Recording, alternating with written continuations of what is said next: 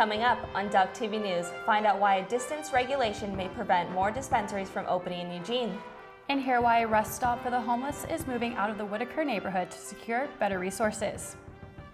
Good evening and welcome to the spring premiere of Duck TV News. I'm Hannah Vetrano. And I'm Wendy Jones. Here are tonight's top stories.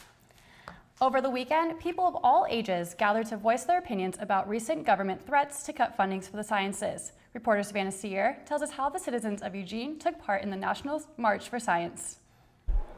Here on Earth Day, we are standing in front of the Knight Library, and students of the University of Oregon, plus science enthusiasts of Eugene, are gathering together to walk the National Science March. Over 600 cities march worldwide to celebrate and support science as a whole. About 2,000 people rallied in the city of Eugene to send a message to national leaders about the funding and future of science.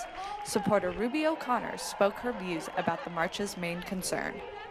So we're just here to say, no, everyone here is on the same page. We believe that these things are really important and we need to pressure our government to realize that. Protesters believe the march will be a small step towards encouraging the government to apply science into policy.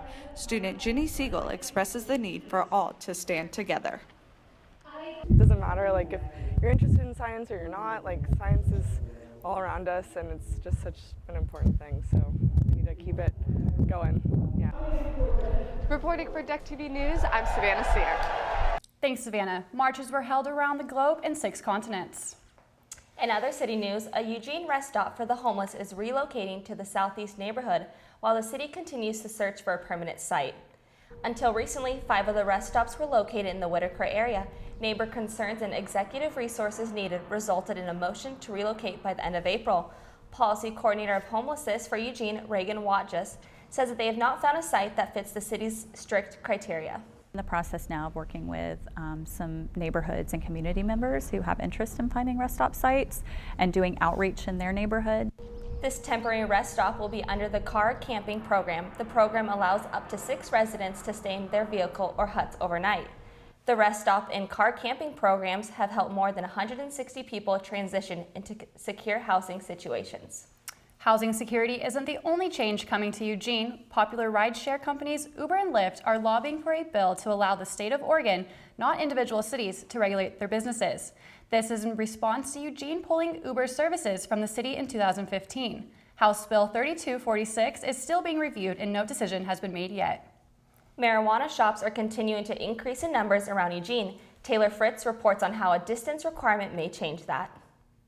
Since its legalization in 2015, recreational marijuana dispensaries have popped up all over Eugene. Currently, Lane County has 40 marijuana shops and over 20 planning to open for business in the near future. Most cities throughout the state of Oregon have a distance requirement of 1,000 feet between marijuana retailers. However, the city of Eugene does not have this requirement. In fact, earlier this year, City Council decided against this regulation. City Council member Betty Taylor said in an email that business locations should not be regulated. The rest of City Council is waiting on data from city analysts to support their implementation of this rule. Cannabis Sorority House Assistant Manager Kaylin Torres believes the distance requirement is needed. 20 seconds. I mean, we don't really need 2 pot shops right next to each other. I mean, as great as that sounds, I just don't think it's a practical thing to do. For shops like Cannabis Sorority House, who have a long history in Eugene and a steady market, Torres doesn't see the harm in being in proximity to upcoming retailers. I don't think it's going to negatively impact our business personally. I could see it impacting other businesses, especially ones that are just starting. For Duck TV News, I'm Taylor Fritz. City Council plans to review the data later this year. And now we take it to Jillian and Stacy for this week's sports broadcast.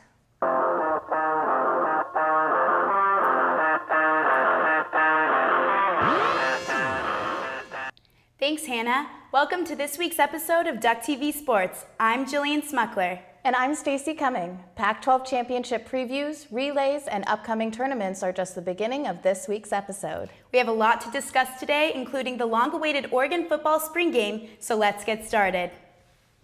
The Oregon Ducks baseball team will host the Arizona State Sun Devils this upcoming weekend in a 3-game series starting Friday.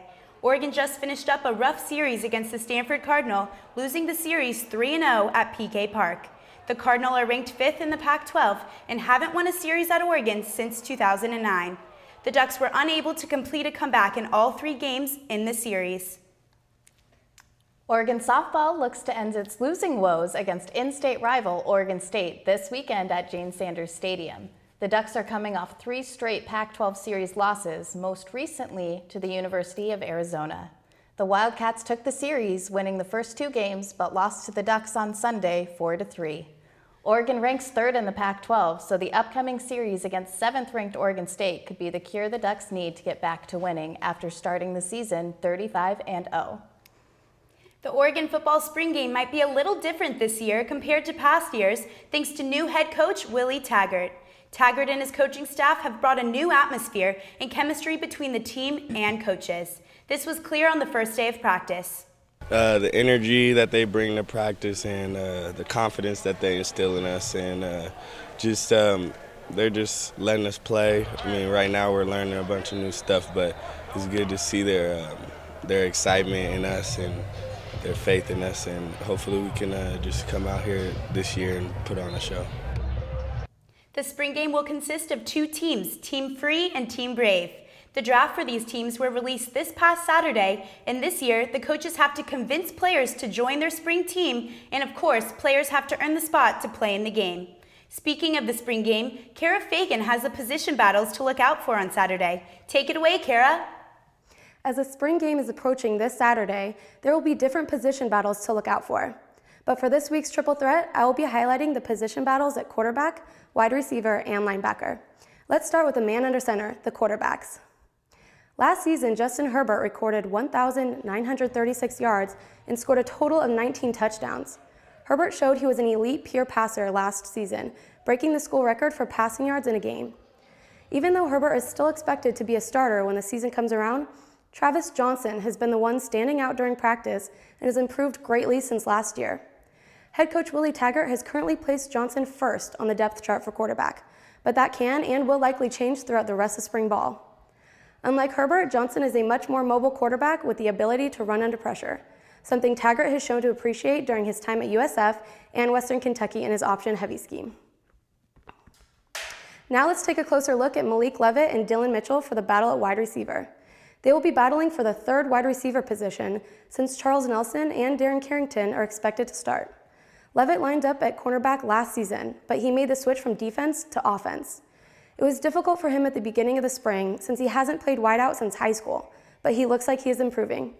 On the other hand, we have Mitchell, who is a redshirt sophomore and had an impressive performance in last year's spring game, scoring 2 touchdowns and absolutely humiliating cornerback Hugo Amadi in the process. Switching over to defense, we have Kaulana Epelu and Jonah Moy, who are battling at linebacker. Last season, Epelu finished with 28 tackles, 20 solo, and 1 forced fumble. Even though Epelu is not the tallest and biggest linebacker on the field, he makes up for it with his energy and speed. Then we have Jonah Moy, who recorded 18 tackles in 10 games last year. Unlike Epelu, Moy is 6'4" and 240 pounds, which makes him the powerhouse at the front 7 for the Oregon defense. Well, that wraps it up for this week's triple threat. Check out these position battles Saturday at 11. I'm Kara Fagan, and now tossing it back to you guys at the desk. Thanks, Kara. I certainly am eagerly anticipating the team's debut, new uniforms or not. Oregon Track and Field will travel to Philadelphia on Thursday to compete in the Penn Relays and in Corvallis for the Oregon State High Performance. The team is hoping to extend their outstanding start to the outdoor season. This past week, the women broke 2 collegiate records at the Mount Sac Relays in Los Angeles. Crossing over sports, Ducks lacrosse will head to Los Angeles, taking on the San Diego State Aztecs in the Mountain Pacific Sports Federation tournament this upcoming weekend. The Ducks won 19-11 and finished the regular season above 500 in the conference and overall. The Ducks are locked into the number 4 seed in the tournament. The Oregon Acrobatics and Tumbling team's regular season has come to a close, and they'll travel down to California on Thursday to kick off the NCATA National Championship. Oregon has received the top seed in the tournament and is looking to bring home their 5th national title. The team will first face King University. The Ducks are favorites to face Baylor Bears for their 3rd consecutive year in the title match. The Bears have won the past 2 championships and were the only team to hand the Ducks a loss this season. After finishing the best regular season in program history, Oregon men's tennis will compete in the Pac-12 championships, which begin on Wednesday in Ojai, California. The Ducks will have a first-round bye after winning on Saturday against the Stanford Cardinal. On the season, the Ducks were 18-5 and 4-3 in the Pac-12. They finished the season with a pair of wins over ranked teams after beating 15th-ranked Stanford last Sunday. Oregons will face off against the winner of the match between number 5 seed Stanford and number 8 seed Arizona on Thursday. The Ducks men's golf team will head to the Pac-12 championships in Boulder, Colorado, beginning on Friday. The number 9 ranked Ducks closed out their strong regular season, never finishing lower than 5th. At the U of O Student Rec Center, Macy Highland tells us about a new exercising fad. You've probably heard of Top 40 or Zumba at the Rec Center, but there's a new Group X class that's drumming up a lot of attendance, and it's called Pound. Participants are invited to pound it out by hitting their ripsticks into the mat to some party tunes while getting a total body workout. You might just expect an arm workout from a drumming class, but instructors Brooke Sabin and Ryan Samuels say they've noticed changes all over their bodies since taking and teaching Pound. My quadriceps and my glutes have gotten so much stronger. Flexibility in general too, because we're doing all these movements that require mobility and flexibility. So just continuously doing that every week has really improved. So with Pound and the movements that we do in our classes allow us to open our hips a lot more, and now I can touch the ground and stretch and touch my toes, and before I was unable to do that. You go in there, you're striking the ground extremely hard because you're just getting all your anger and your stress and everything that the week brings and just slamming it out. We all come in together and we're all rocking out together, and same with every group exercise class, but Pound especially is just, I don't know, because we hit together, it's awesome because you just feel like you're one big group. The copyrighted workout has been around globally for about 4.5 years, but the University of Oregon has been holding classes for almost 2 years now. Classes have been filling up quickly, so hopeful participants are encouraged to arrive early if they have any chance of getting a spot. From the UO Rec Center, reporting for Duck TV Sports, I'm Macy Highland. That's all we have time for today. Make sure to follow us on Facebook and Instagram. And check out our website and follow us on Twitter for more Oregon sports coverage. That's it for the Sportscast. I'm Jillian Smuckler. And I'm Stacy Cumming. Back to Wendy at the news desk. Thanks, Stacy. Many changes are taking place at the UO School of Architecture and Allied Arts, including its name. The school will now be known as the College of Design to better represent the department. The new name is meant to enhance the programs, bring more value to the degrees earned, and position students for better success. Faculty, staff, and students collaborated on this idea last fall through workshops and surveys. Autzen Stadium will become the Oregon's marching band's full-time rehearsal location this fall. The band has been practicing primarily at the rec fields for a number of years. However, construction is scheduled to begin this June on the nearby Hayward Field. This is in preparation for the 2021 Track and Field World Championships. The band will be moving its practices in order to have a quiet space. The change of location poses a challenge to band members as they will now have to carry their band equipment to Autzen 3 times a week. Renovations on Hayward Field are expected to be done by May 2019. The UO is joining the Common application to make it easier for potential students to apply. The UO is the first public university in Oregon to be on the Common App. Potential students will pay a small fee of $6.50 to apply on the website. The application will be ready to use for this August.